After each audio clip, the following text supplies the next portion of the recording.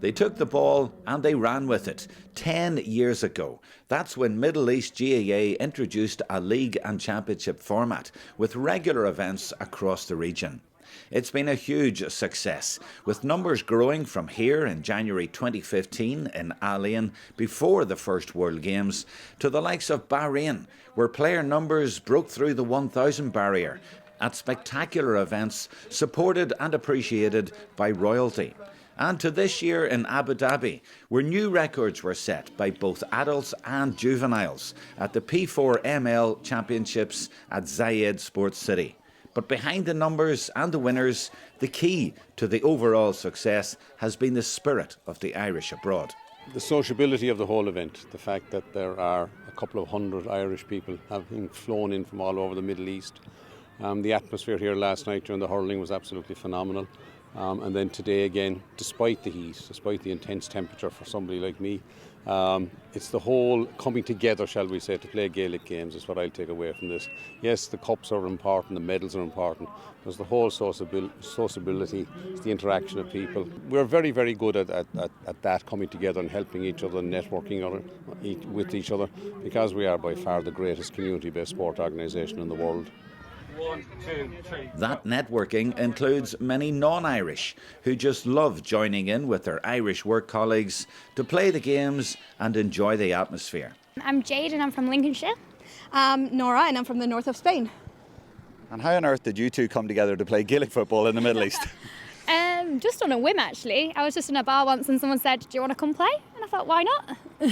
Yeah, a co-worker for me. I'm actually a handle player, and they were just like, well, Gaelic football does have a little bit of contact, a lot of running, so why don't you give it a try? And I thought, you know what, why not? And now I can't quit.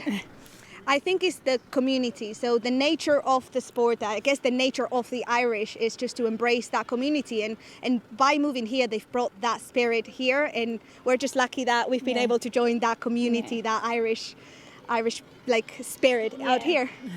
To me, it's a really good time. Like I love basketball, I love other sports, but this is an opportunity for me to get out and and have some good fun.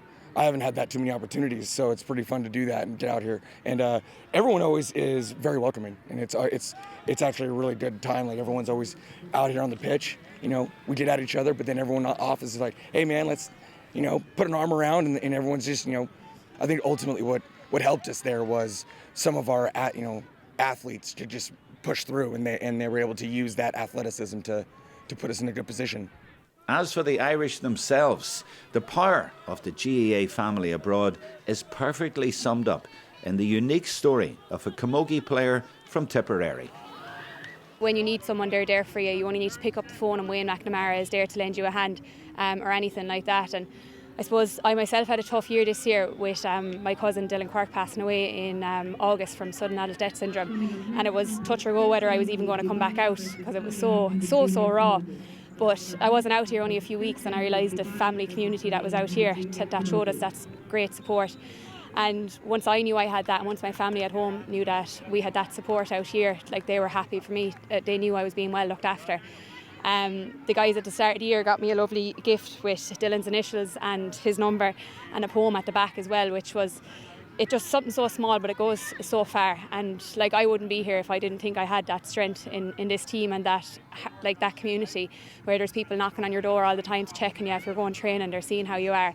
And like that's rare if you're in Ireland, never mind if you're however many hours away on a flight, when you have that support from a group of girls and from the lads, that you know that you are supported. And I suppose that's what Abu Dhabi is to me, that you always know that there's someone there when you're at your lowest, and they're also there to celebrate when you're at your highs.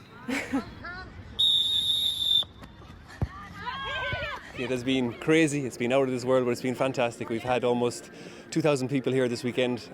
We've had almost 120 teams, and everybody just had a fantastic time. It's been really, really great. Those numbers are incredible, aren't they? Absolutely incredible. It's every year, it's building, and we're trying to keep ahead of it. And that's where the challenge is trying to be up to speed with everybody that's coming into the region. It's fantastic, but with it comes a great standard of football and hurling and camogie, but also a social network, I think, and it's fantastic to see more and more people coming throughout the years. What does it say about the success of the Middle East League after 10 years? Middle East League, after 10 years, it started 2013 and we're now 2023. We've had huge growth over the years. It started with a handful of teams in a handful of divisions, and every year we're opening new divisions, new codes, hurling, camogie. It's incredible, and trying to keep up with it and keep ahead of it is the challenge, and that's the fun part at the minute. And what about giving credit as well to Dhabi Na Fianna for hosting this huge event, which must be the biggest ever you've had out there? Yes, it's probably the biggest ever, especially I guess this weekend. This weekend is the first time this year that we've had all teams together in the same place on the same weekend. Most other tournaments, we do have other tournament hosts that do fantastic jobs. They are quite a different, I guess, setup, and we have different smaller scales. Dubai Kels the previous 2 weeks ago, they were fantastic and they had similar numbers, but this is something different. It's incredible. And where does this sit now in terms of the World Games, which are later this year in Derry? I mean, I'm sure you've spoken to a lot of people here. And how important now do you think the World Games is in 2023, bearing in mind, providing something for these people to aim at? Well, it's the next step up, isn't it? So you go from your regional games, you go to the World Games, you get an opportunity to play in Ireland, which is always the attraction for people. And then ultimately perhaps playing in Croke Park, and in terms of the finals. That may not happen this year, unfortunately, but that was a huge draw the last time. And it's, as I say, it's a step up from we'll say, your club games to regional games to World Games in Derry. It's going to be a terrific event, isn't it? I mean, what a place to go in the middle of the summer as well. What a place to go in the middle of the summer is right. 4 days between the two All-Irelands. You couldn't have a better week in Ireland, could you?